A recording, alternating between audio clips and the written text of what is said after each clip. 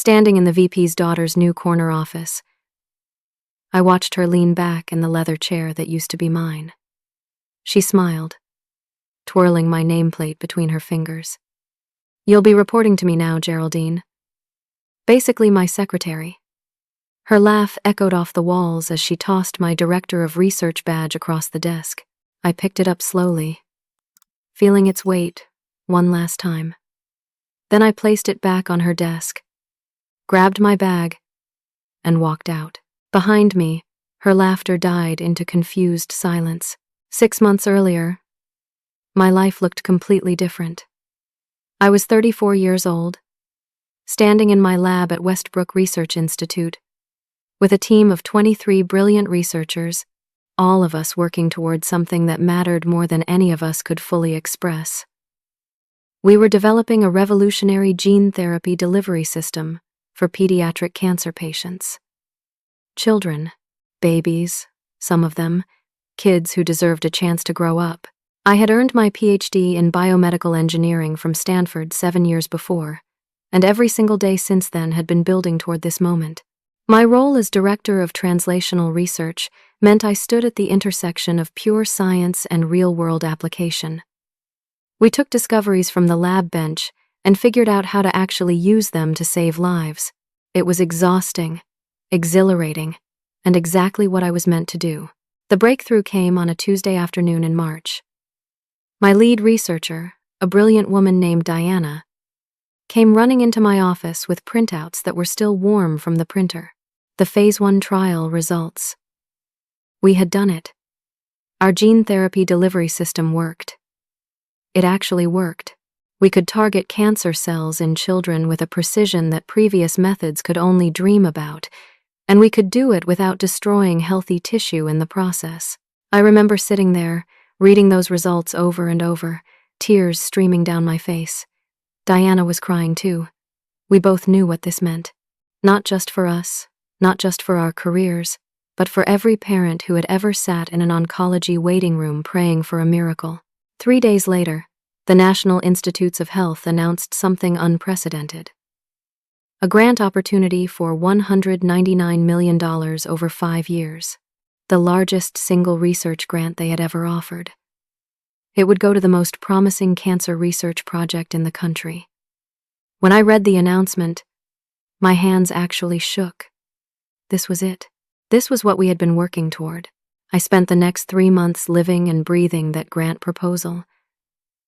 Every word mattered. Every statistic had to be perfect. I coordinated with hospital partners across 6 states. I built research timelines that accounted for every possible variable. I worked 16-hour days and dreamed about protein sequences at night.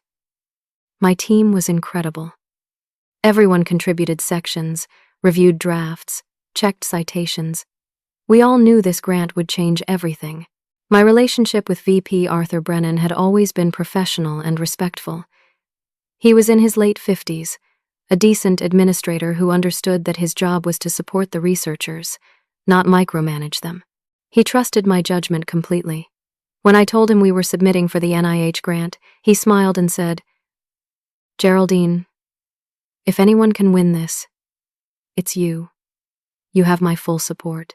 The submission went in on a Friday in June. I was listed as principal investigator, which was not just a title, it was a legal designation.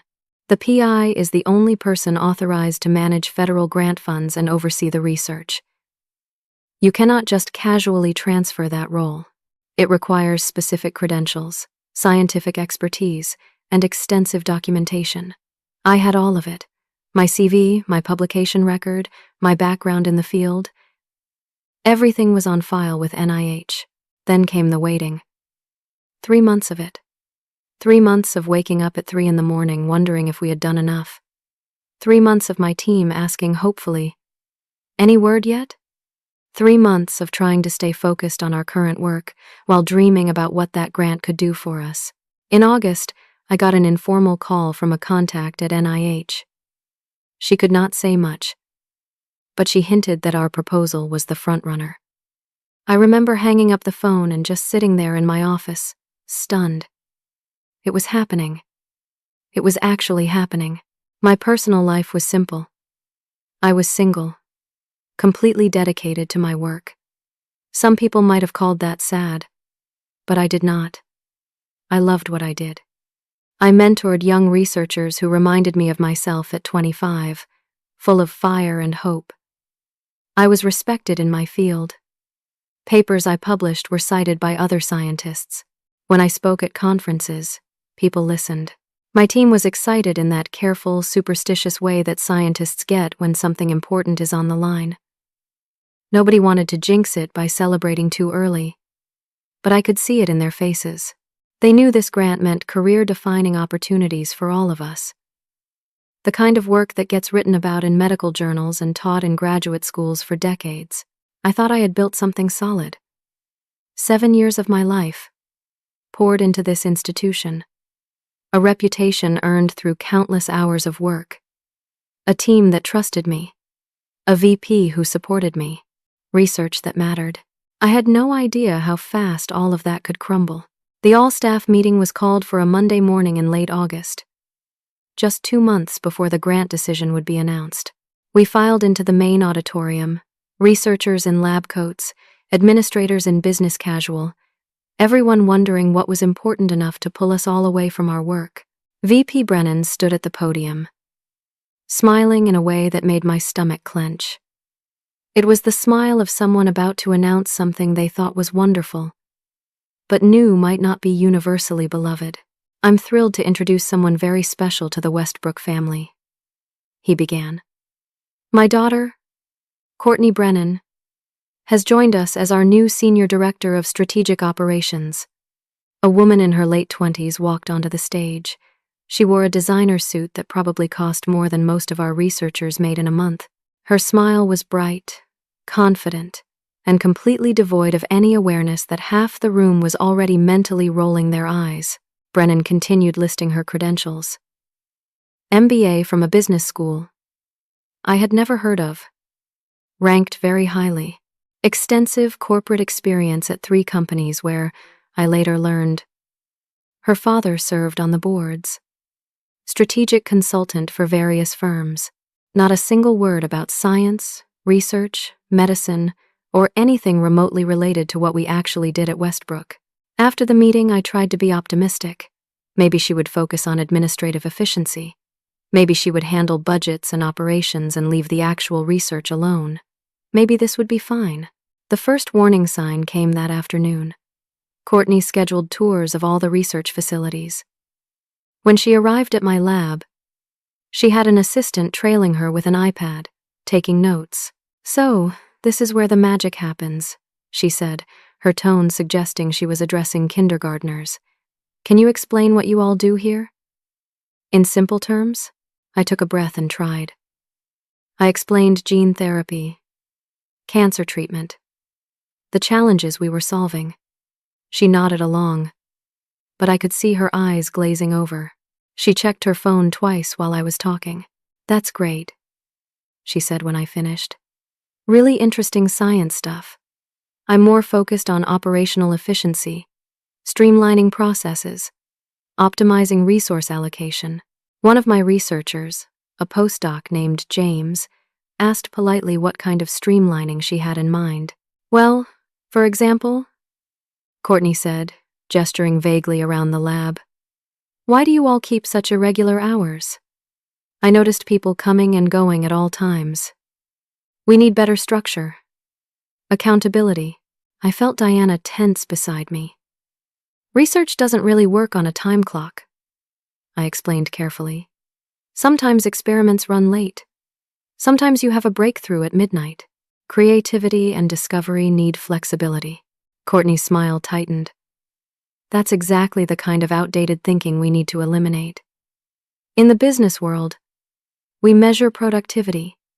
We track metrics. We optimize.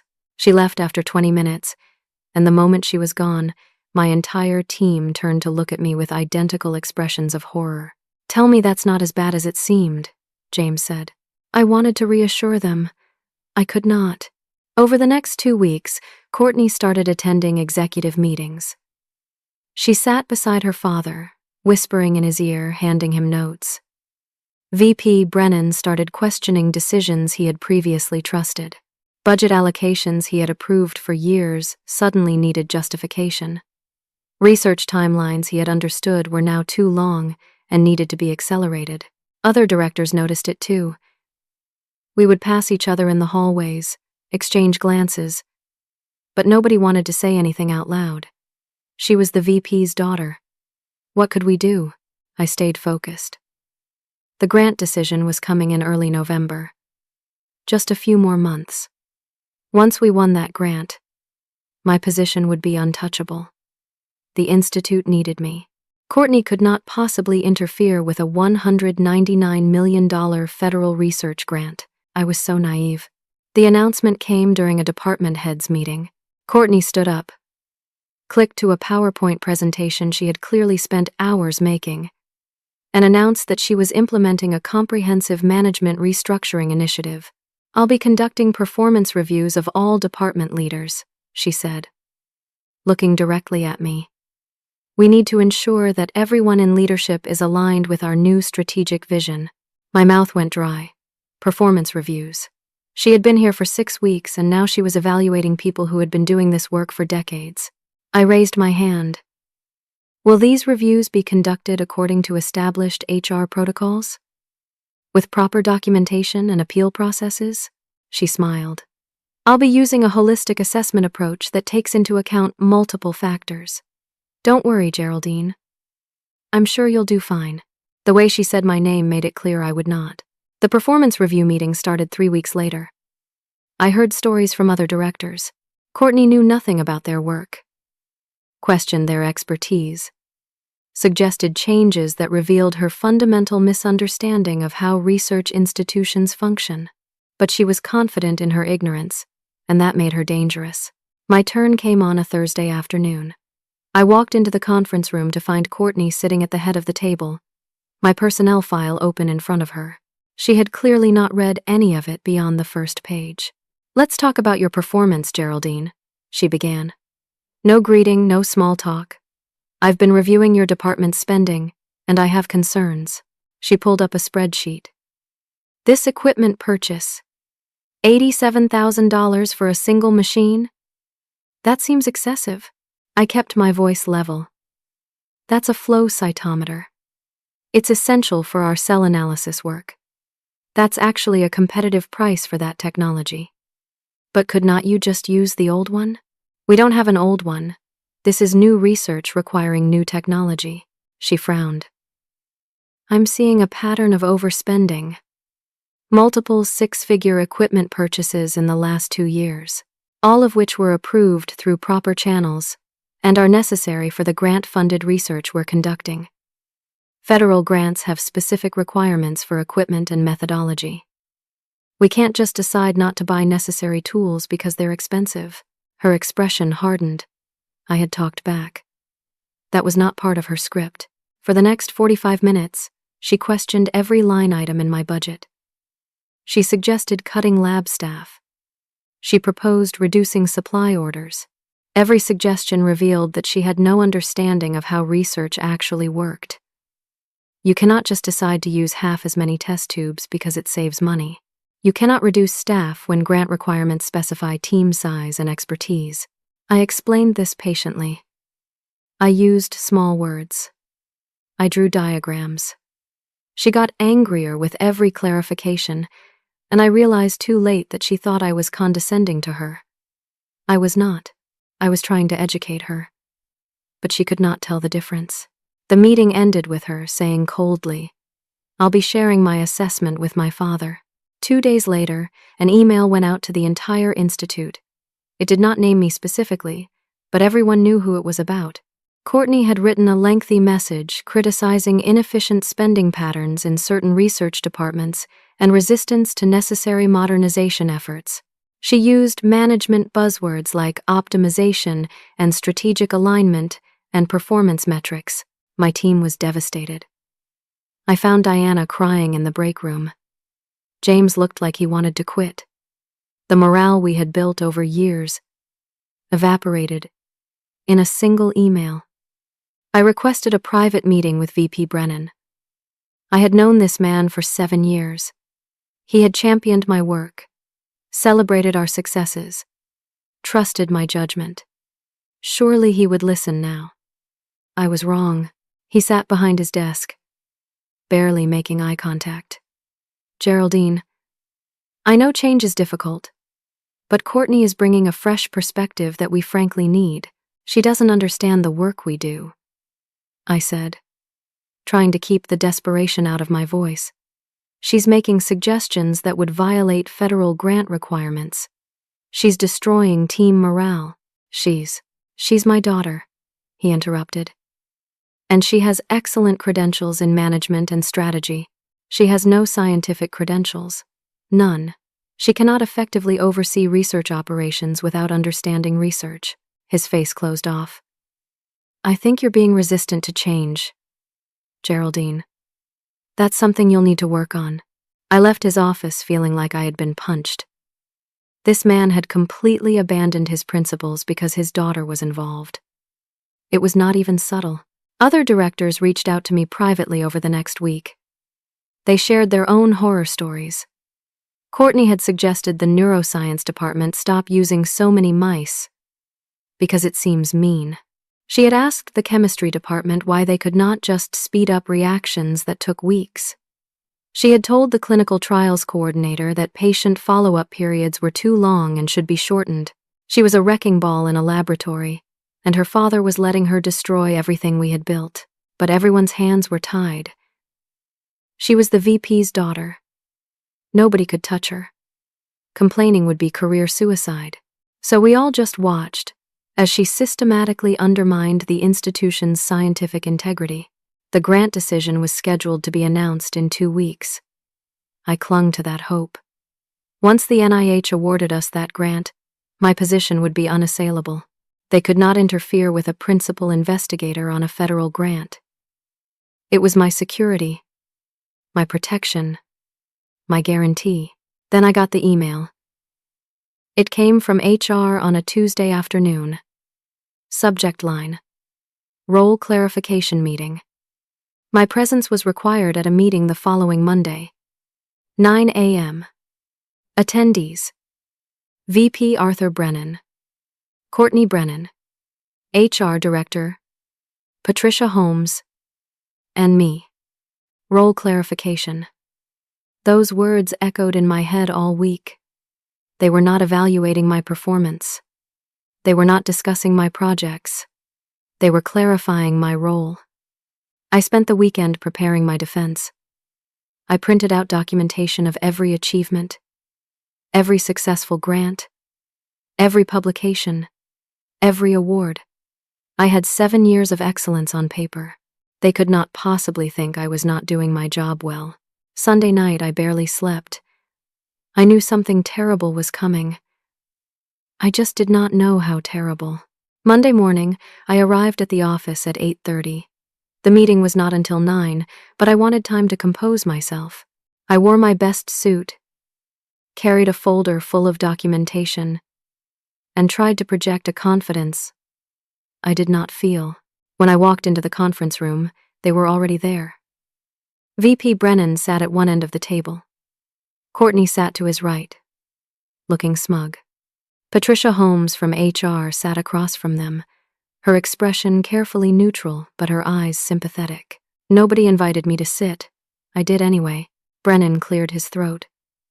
Geraldine, thank you for coming. We've called this meeting to discuss an organizational restructuring that will be taking effect immediately. My heart started pounding. Immediately. Not in 2 weeks. Not after the grant decision. Immediately. After careful consideration, he continued, reading from prepared notes. We've decided to make some changes to the research division's leadership structure. Courtney took over. She had clearly been practicing this speech. We need leadership that's aligned with our new strategic vision. Leadership that embraces change and innovation. Leadership that prioritizes efficiency and results. I waited. The sword was hanging over my head, but they were taking their time with it. Effective today, Brennan said, his voice flat. You're being removed from the position of Director of Translational Research. The room tilted. I gripped the edge of the table. On what grounds? Courtney had an answer ready. Leadership style, incompatibility, resistance to modernization, multiple team complaints about your management approach. That's a lie, I said. My voice came out louder than I intended. Show me one complaint. One single documented complaint from my team. The feedback was provided confidentially, Courtney said smoothly. We protect our sources. There was no feedback. There were no complaints. My team loved working for me. This was completely fabricated, and everyone in this room knew it. What happens to my position? I asked. I'll be taking over as head of the research division, Courtney said. Her smile was triumphant. We need someone with strong management skills and strategic thinking in that role. I looked at Brennan. She has no scientific credentials, no research experience, no background in medicine or biology. She cannot effectively lead a research division. She has other skills that are equally valuable, he said, not meeting my eyes. What about me? I asked. Where do I go? Patricia Holmes spoke for the first time. We'd like to offer you a position as senior research coordinator. Her voice was gentle, apologetic. You'd be supporting the research division in an administrative capacity. The insult was breathtaking. Senior research coordinator was essentially a secretary position. Managing schedules, filing paperwork, taking meeting notes. No direct research responsibility. No authority. No respect. At what salary? I asked. Patricia's face fell. The position pays $42,000 annually. I made $70,000 as director. They were cutting my salary by 40%. You have until end of business today to accept the offer, Brennan said. If you decline, we'll accept that as your resignation. I looked at each of them in turn. Brennan, who could not meet my eyes. Patricia, who looked miserable. Courtney, who was practically glowing with victory. I need to be clear about something, I said, my voice shaking with rage. I am currently the principal investigator on a major NIH grant application. You cannot simply transfer that designation. Federal regulations require that the PI have specific scientific credentials and expertise. Courtney does not have those credentials. She cannot legally serve as PI on a federal research grant. Courtney waved her hand dismissively. I'll figure it out. How hard can it be? You just manage the money and oversee the work, right? She genuinely had no idea. No clue what she was doing or what was required. And these people were going to put her in charge of a $199 million federal grant. Courtney took over. She had clearly been practicing this speech. We need leadership that's aligned with our new strategic vision. Leadership that embraces change and innovation. Leadership that prioritizes efficiency and results. This decision is final, he said coldly. Courtney will be taking over as principal investigator on all ongoing projects. That was when I knew I had lost. Not just the argument, but everything. They were going to do this. They were actually going to demote me, install an unqualified nepotism hire in my place, and destroy everything I had built. I could accept the humiliating demotion and watch Courtney destroy my life's work, or I could leave with my dignity intact. I stood up. I need to collect my things. Patricia stood too. I'll escort you. We walked in silence to Courtney's new office. My old office. She had already moved in over the weekend. My nameplate was gone. My degrees had been taken off the wall. My books were in boxes. Courtney followed us. Unable to resist witnessing my humiliation, she sat down in my chair, in my office, behind my desk. You'll be reporting to me now, Geraldine, she said, her voice dripping with condescension. Basically my secretary. She laughed. The sound echoed off the walls, sharp and cruel. I looked at her sitting there, spinning slightly in the leather chair, twirling my old nameplate between her fingers. She tossed my Director of Research badge across the desk. It skittered across the surface and landed at my feet. I picked it up slowly. I had worn this badge for 7 years. It represented every hour I had worked, every researcher I had mentored, every breakthrough we had achieved together. I held it for a moment, feeling its weight. Then I placed it carefully back on her desk, right in front of her. I grabbed my bag and walked out. The feedback was provided confidentially, Courtney said smoothly.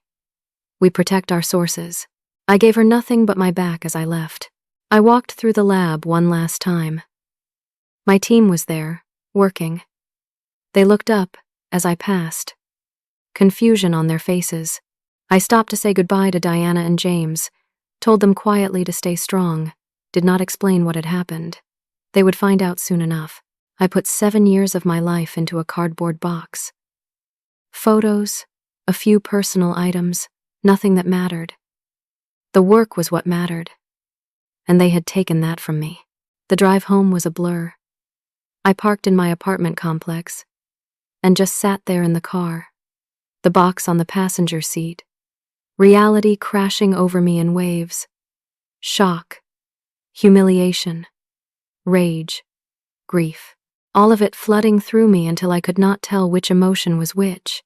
That evening, I sat in my living room and let myself feel everything. I had been betrayed by someone I trusted. I had been replaced by someone spectacularly unqualified. I had been humiliated, demeaned, and dismissed.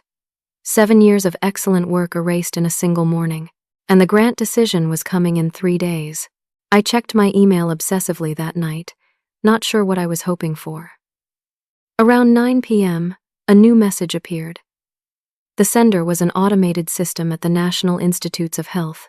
My hands shook as I opened it. Subject: Grant Award Notification. The email was formal, bureaucratic, perfect in its federal precision. I read it 3 times before I let myself believe it was real. Congratulations. Your grant proposal has been selected for funding.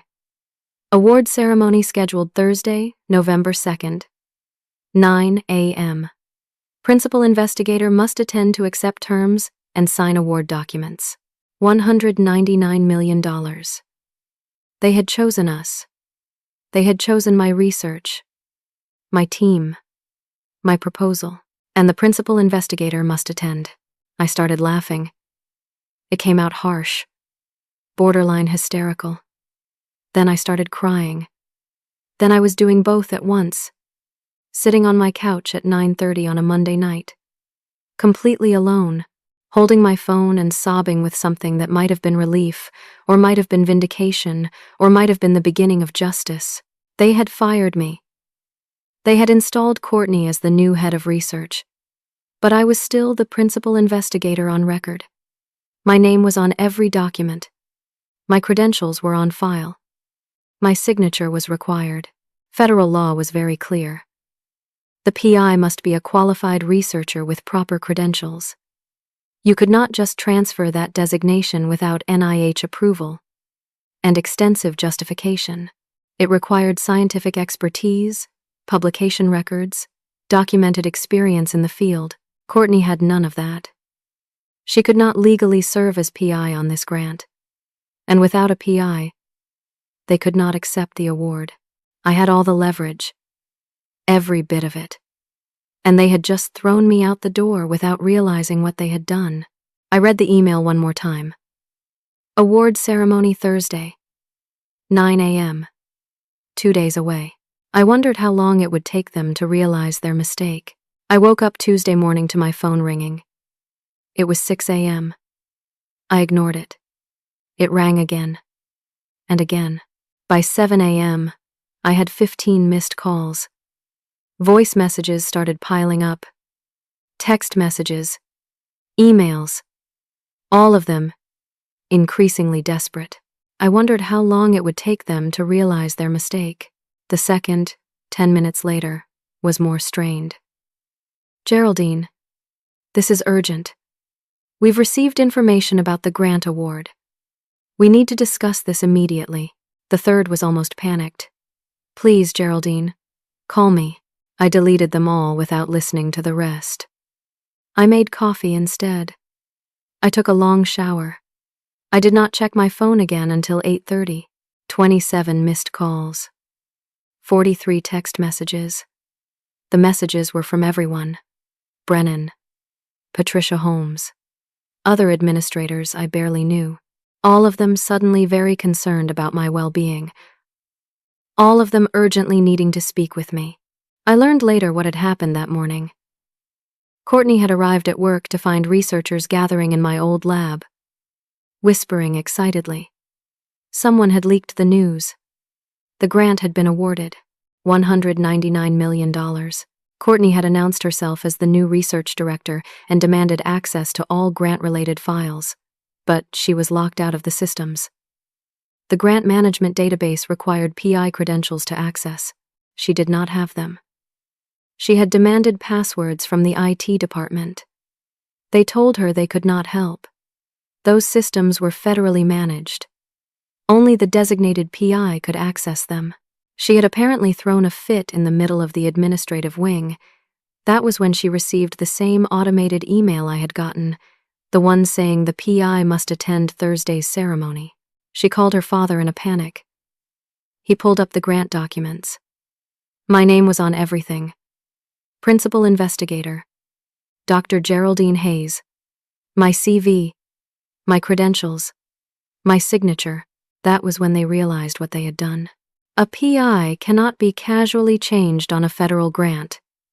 It requires NIH approval, extensive documentation, proof that the new PI has equivalent or superior qualifications. The process takes months, and even then, NIH has to agree that the change is justified and will not compromise the research. Courtney had 0 qualifications. She would never be approved. Not in months, not in years, not ever. Without me, they could not accept the grant. Without me, they lost $199 million. I sat in my apartment, drinking coffee, watching my phone light up with increasingly desperate messages, and felt something I had not felt in days: power. Around noon, I received a text from Patricia Holmes. It was different from the others, more personal. Geraldine, I am so sorry for what happened.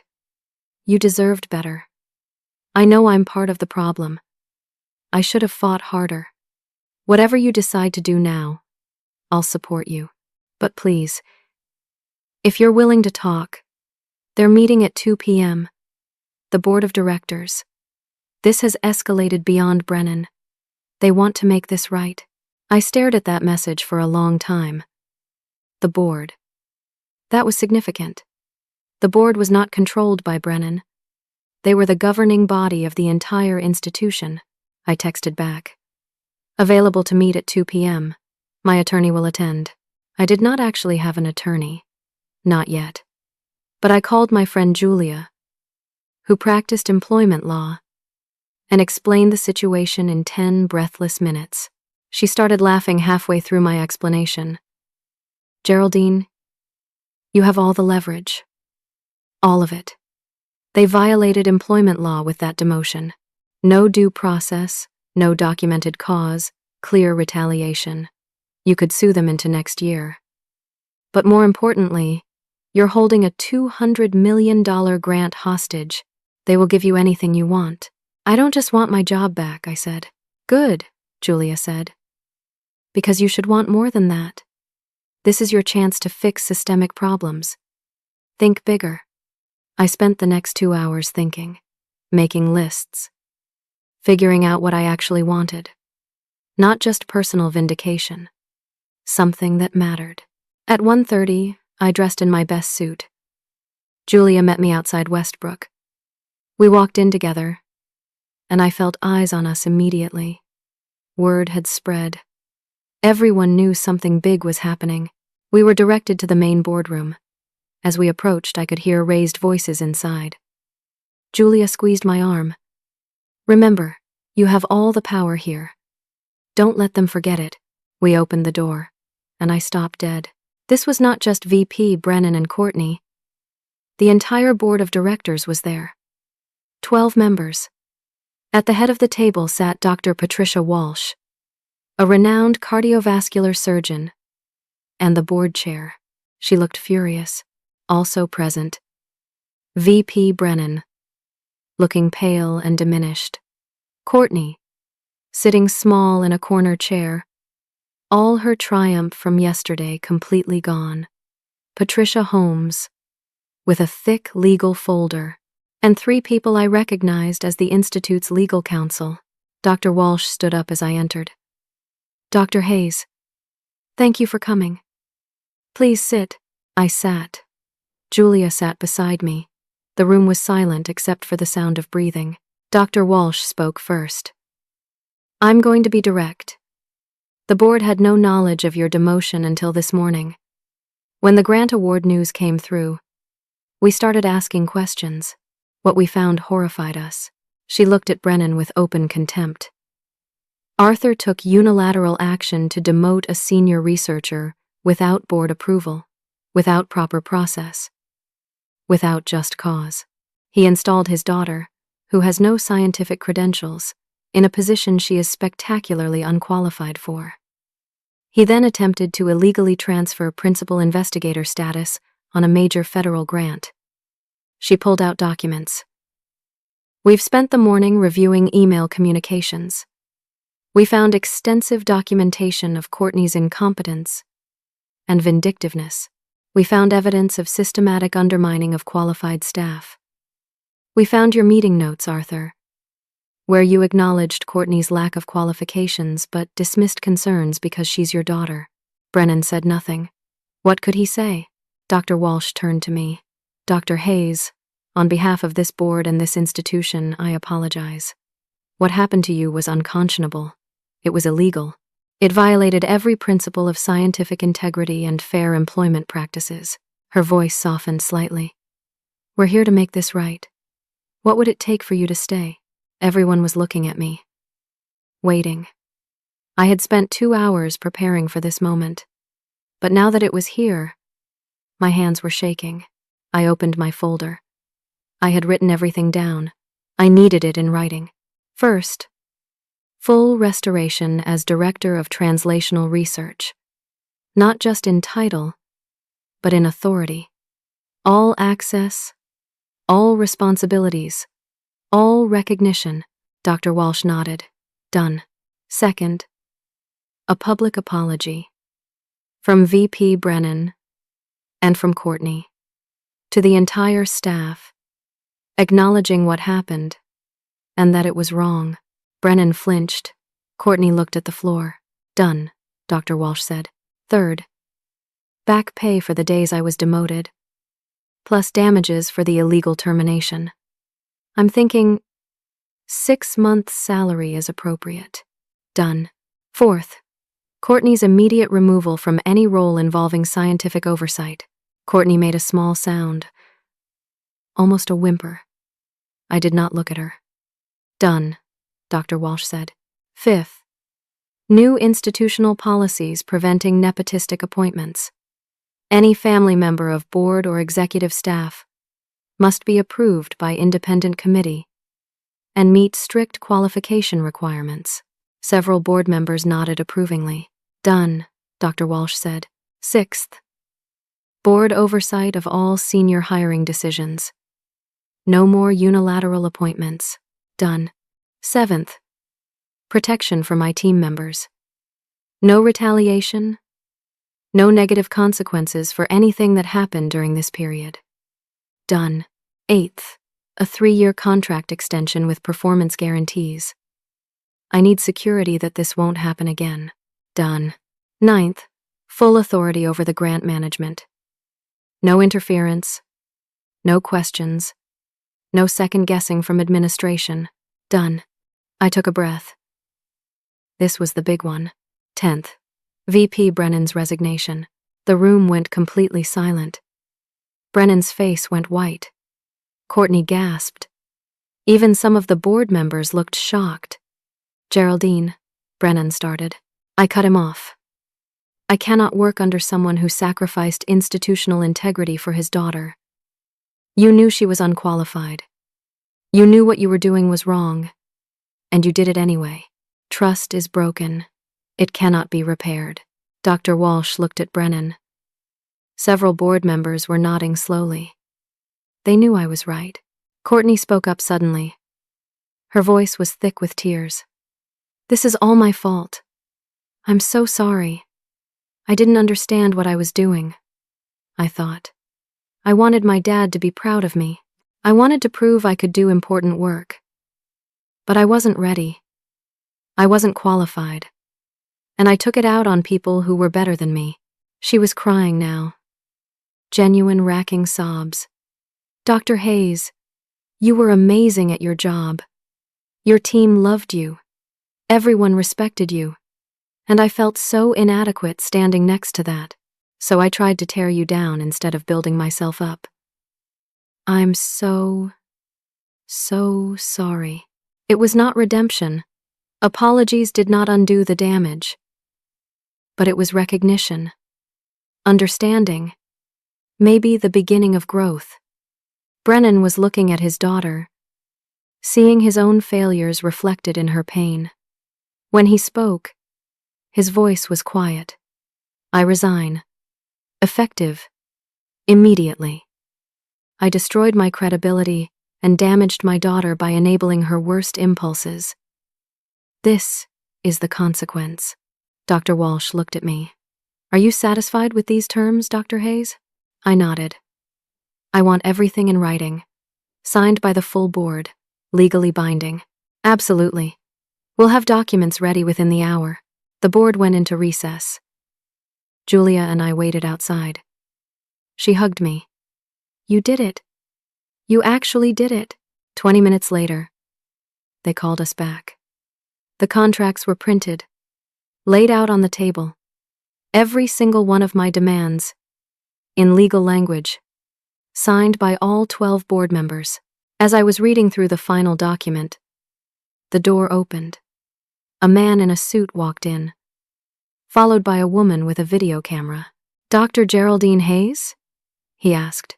I nodded, confused. I'm Dr. Marcus Holloway, Director of the National Institutes of Health. We wanted to come personally to discuss the grant award and film a promotional piece about your research. He smiled. Congratulations. Your grant is the flagship program for our pediatric cancer initiative. We'd like to document the award ceremony for a national media campaign. This research is groundbreaking, Dr. Hayes. We want to make sure everyone knows about it. I looked around the room. At the board members scrambling to look professional.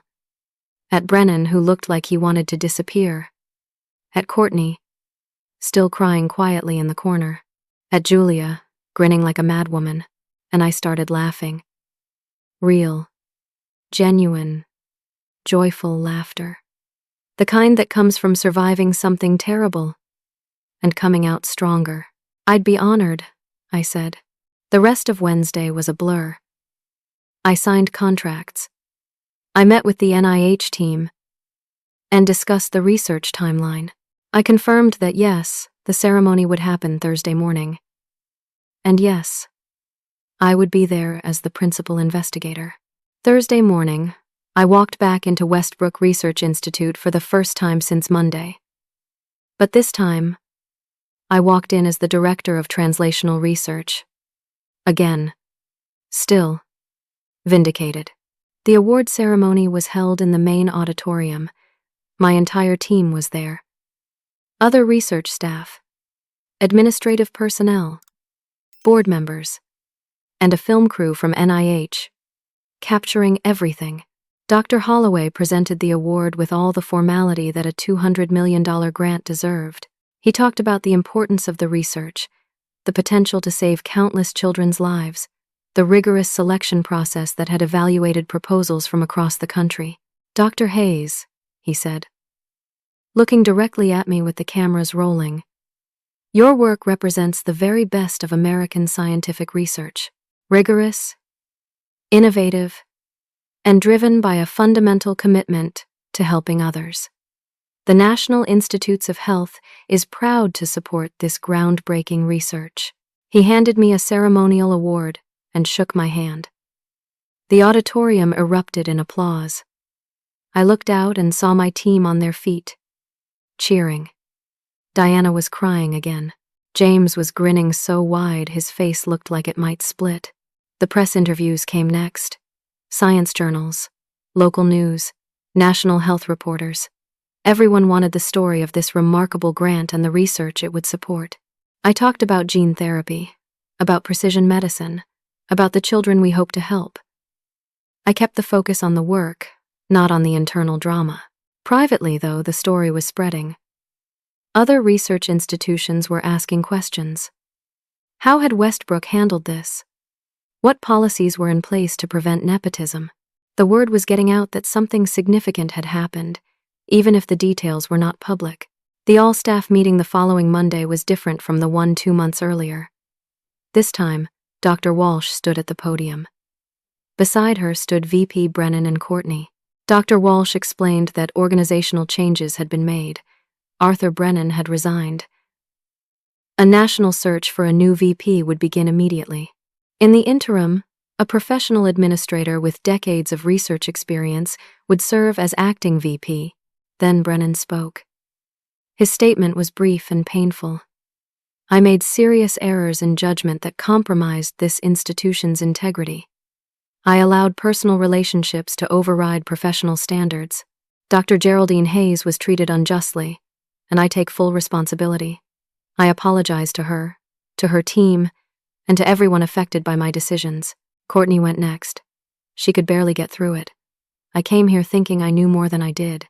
I was given a position I was not qualified for, and instead of admitting that, I blamed others for my own inadequacy. Dr. Hayes deserved respect and support. She received neither from me. I'm deeply sorry. The room was silent when they finished. It was not comfortable. Apologies did not erase harm, but they mattered. After the meeting, researchers came to congratulate me. Some were people I had worked with for years. Others I barely knew. All of them seemed lighter, like a poison had been drawn from the institution. Over the next 6 weeks, the transformation accelerated. The board implemented all the policy changes I had requested. Hiring committees were reformed. Oversight processes were established. The culture began to shift from one of fear and favoritism to one of merit and transparency. The search for a new VP brought Dr. Marcus Holloway from NIH. He was brilliant, experienced, and had no family members working at Westbrook. His first action was to meet with every department head and listen. Actually listen. It was remarkable how revolutionary that felt. My research ramped up quickly. With the grant funding, we purchased new equipment, expanded the team, and accelerated our clinical trials. By mid-December, we had our first major success. An 8-year-old girl with aggressive leukemia responded beautifully to our gene therapy treatment. Her cancer markers dropped by 70% in 4 weeks. I met her and her parents in January. They thanked me through tears. Their daughter had a chance now. A real chance. That moment made everything worth it. The humiliation, the fight, the stress, all of it was worth this little girl getting to grow up. My team published our breakthrough in a major medical journal in February. The international scientific community took notice. We started receiving inquiries from research institutions around the world wanting to collaborate. The work I had spent years building was finally getting the recognition it deserved. In March, I was invited to speak at a Women in Science conference.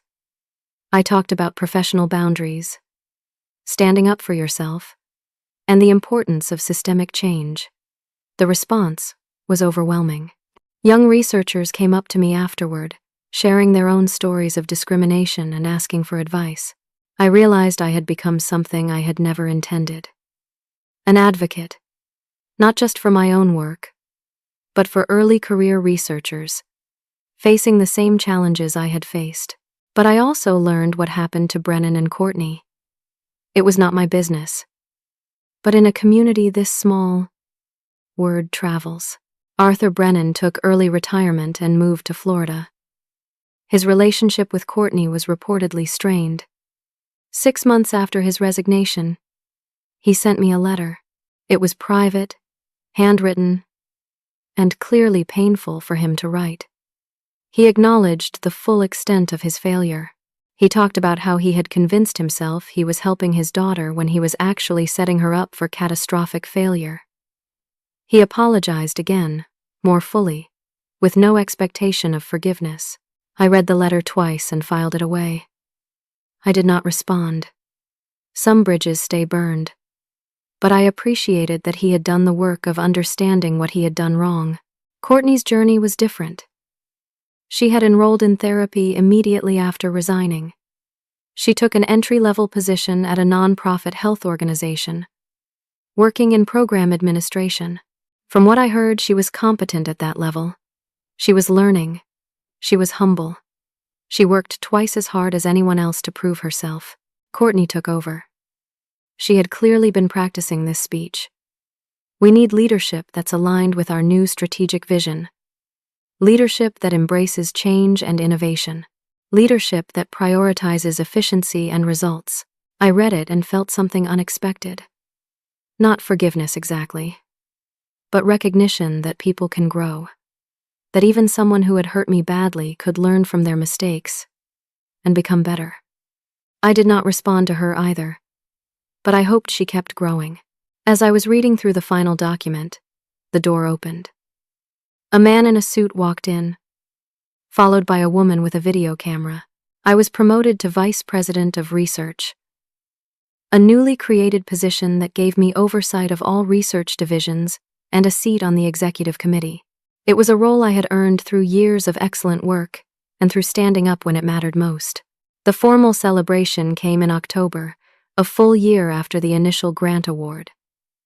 The Institute hosted a gala event honoring our research achievements. Scientists, board members, donors, and press all attended. Dr. Walsh gave a speech about integrity in research. She talked about what had happened the previous year without naming names. She emphasized that institutions are only as strong as their commitment to fairness and merit. Then she called me to the stage.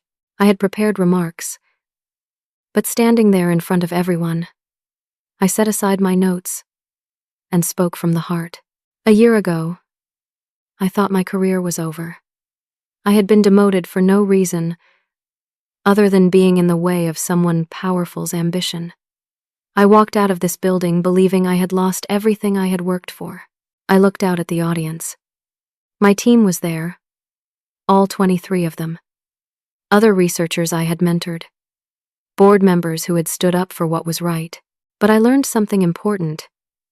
Your credentials are your currency, but your boundaries are your foundation. When someone tries to diminish you, especially in a professional setting, your silence is their permission. I stayed quiet too long, hoping competence would speak for itself. But competence needs a voice. People were nodding. Some were taking notes. Walking away is not quitting, when what you are walking away from is someone else's lack of respect. Sometimes the most powerful thing you can do is let people face the natural consequences of their actions. That grant did not need me specifically, but they needed someone qualified, and they had eliminated their only option. I did not destroy their opportunity. They did. I saw several young researchers in the audience leaning forward, listening intently. Nepotism does not just harm the person passed over. It harms the unqualified person elevated beyond their abilities. Courtney Brennan was not equipped for the role she was given, and her father's favoritism set her up for catastrophic failure. Real support is preparing people for challenges, not shielding them from consequences. Dr. Walsh was nodding vigorously. Institutions can change, but only when good people refuse to accept toxic cultures. One person standing up gives others permission to do the same. I thought I was alone in that conference room, but the board was full of people waiting for someone to say what they were all thinking. The applause started before I finished. It built and built until everyone was standing. My team was cheering. Diana was crying. Again, I was going to buy that woman's stock in tissues. I returned to my seat, and the event continued. But people kept approaching me throughout the evening. Young researchers thanking me. Other institutions asking about our policies. Media wanting interviews about workplace culture and scientific integrity. I had not set out to become any kind of symbol. I had just wanted to do my work and be treated fairly. But sometimes standing up for yourself becomes standing up for everyone who comes after you. 6 months later, I stood in my lab watching Diana explain our latest results to a young postdoc we had just hired. The research was going beautifully. We had treated 15 pediatric cancer patients with remarkable success rates. Phase 2 trials were expanding to include 5 more hospitals across the country. International collaborators were implementing our protocols in their own studies, but what I was most proud of had nothing to do with the science. The young woman Diana was training had a familiar story. She had a PhD from an excellent program, but her previous position had been at an institution where her male supervisor consistently took credit for her work. She had left rather than fight. When she interviewed with us, she asked pointed questions about workplace culture, about how we handled conflicts, about whether merit actually mattered here. I hired her immediately. We needed people who asked those questions. That afternoon, she knocked on my office door. I recognized the expression on her face. I had worn it myself not so long ago. "Dr. Hayes, can I ask you something?" "Of course. Come on, sit down." She sat, twisting her hands together. "There's a collaborative project with Dr. Morrison's lab. He's asking me to assist, which is fine. But in the planning meeting, he suggested that he would be listed as first author on any publications, even though I would be doing the primary research and analysis. When I questioned it, he said that's how these collaborations work. Is that true?" I felt the old anger flicker. But also something else. The knowledge that this time, I could do something about it. No, that is not how they work. First authorship goes to whoever does the primary work. That's scientific ethics. Has this been put in writing? Just emails. He copied you on the last one, actually. I pulled up my email and found the thread. There it was. Dr. Morrison casually asserting that he would take primary credit for work he was not doing. "I'm going to forward this to Dr. Holloway and the Research Ethics Committee," I said. "This is a violation of our publication policies. You will not be penalized for reporting this. You will be protected, and Dr. Morrison will be counseled on proper collaboration ethics." Her eyes welled up with tears. "Thank you. At my last job, when I complained about something similar, I was told I was being difficult. You're not being difficult. You're establishing boundaries. Those are different things." After she left, I sat at my desk thinking about how far we had come. The policies we had implemented were working. People could report problems without fear. Merit actually mattered. It was not perfect. Institutions never are.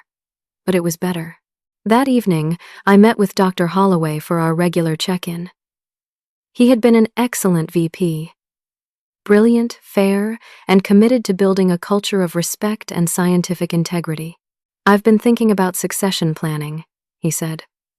"Not immediate, but 5 years down the road. I want to make sure we have strong leadership in place for the long term." I knew what he was asking. "I'm happy. As VP of Research, I get to do science and mentorship. That's what I love." He smiled. "Good, because I need you exactly where you are. But I want you on the board of directors. We need voices like yours at the highest level." Her eyes welled up with tears. "Thank you." At my last job, when I complained about something similar, I was told I was being difficult. My research was saving lives. My team was thriving. My institution had been transformed, and I had found a purpose beyond just doing good science. I was helping create a place where the next generation of researchers could do their best work without fighting the battles I had fought. But the most surprising change was personal. I had started dating again.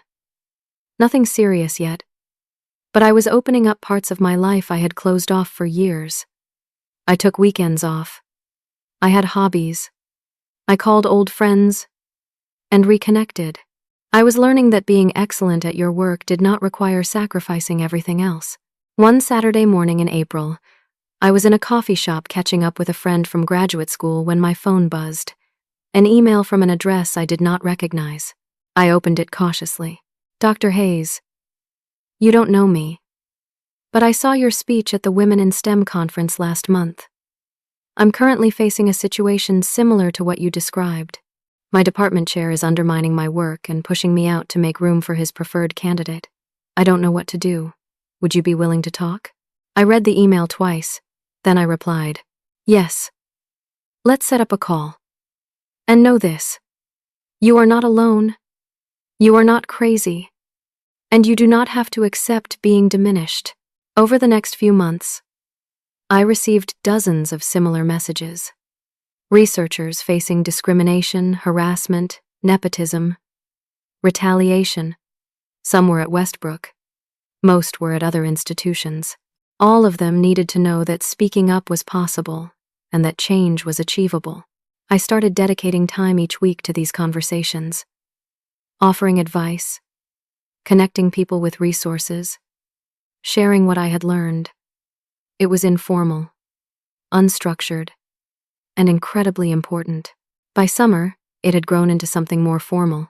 The Association for Women in Medical Research asked me to develop a program for early career researchers facing workplace challenges.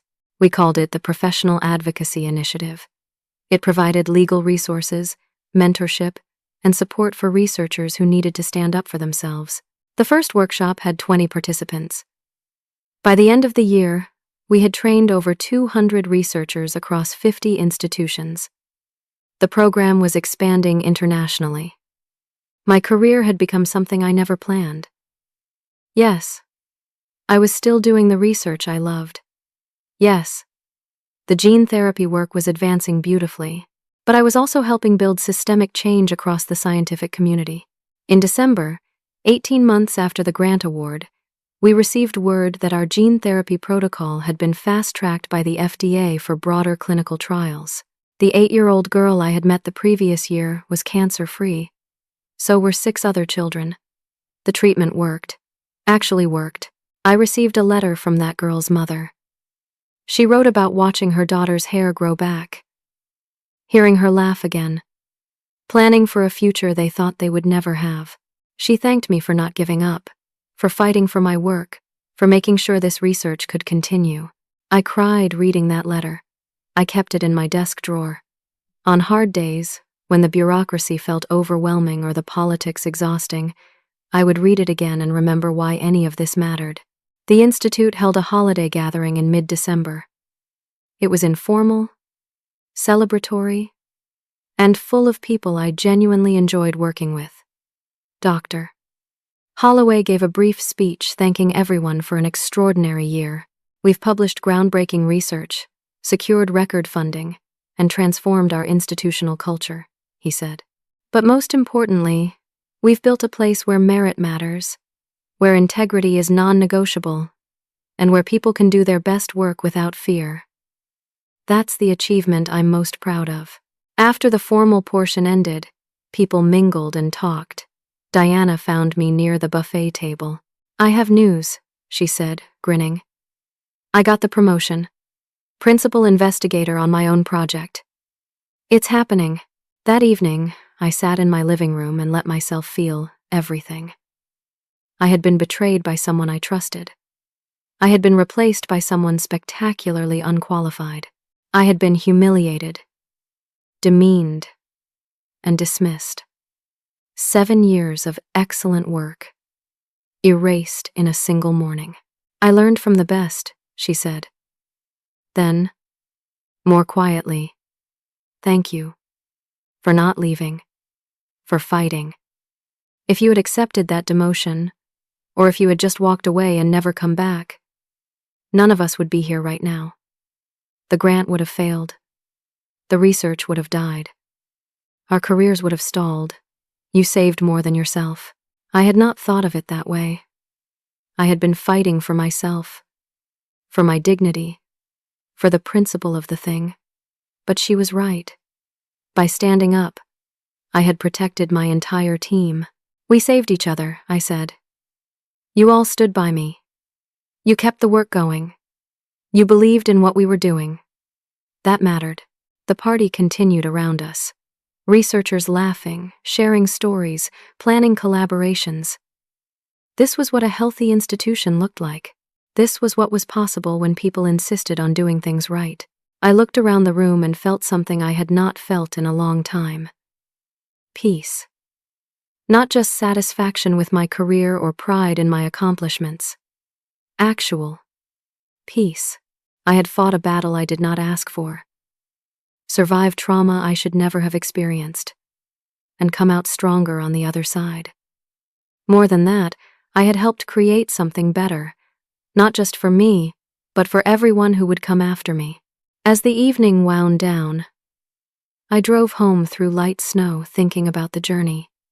From that terrible Monday morning to this warm December evening, from humiliation to vindication to something deeper than either of those things. Purpose. Legacy. Hope. I thought about Courtney, working her way back up from the bottom, learning humility the hard way.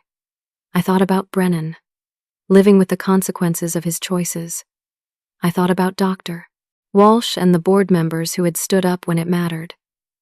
I thought about Diana and James and all the researchers who had bet their careers on our work. But mostly I thought about the children. The 8-year-old girl who was cancer-free. The 15 patients who had responded to our therapy. The thousands more who would benefit from our research in the years to come. That was why I had fought. Not for revenge. Not even for justice. Though both of those mattered. I had fought because walking away meant abandoning work that could save lives. And that was unacceptable. I pulled into my parking space, turned off the car, and sat for a moment in the quiet. Tomorrow, I would go back to the lab. We had experiments running, data to analyze, papers to write. The work never stopped. But tonight, I let myself feel the full weight of what we had accomplished. They had tried to make me smaller to accommodate their inadequacy. Instead, I had expanded their understanding of consequences. I had not just reclaimed my position. I had transformed the entire institution. I had not just saved my career. I had helped protect countless others from facing the same battles. Your credentials are your currency, but your boundaries are your foundation.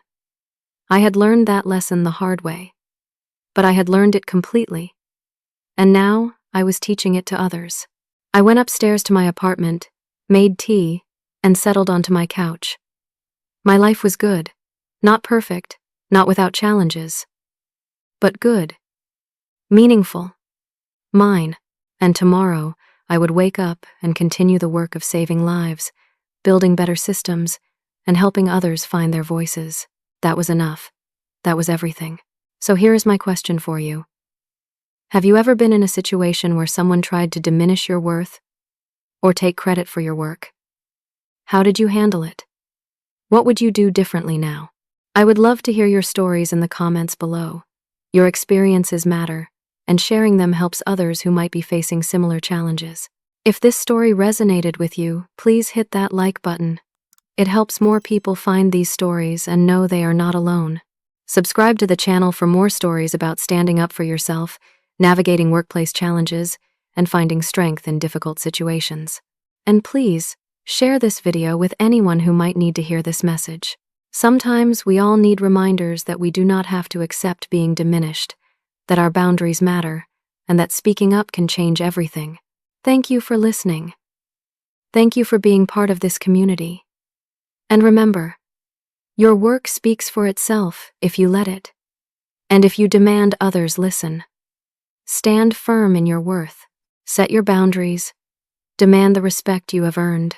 Take care of yourselves. Keep fighting the good fights. And never let anyone make you smaller to accommodate their inadequacy.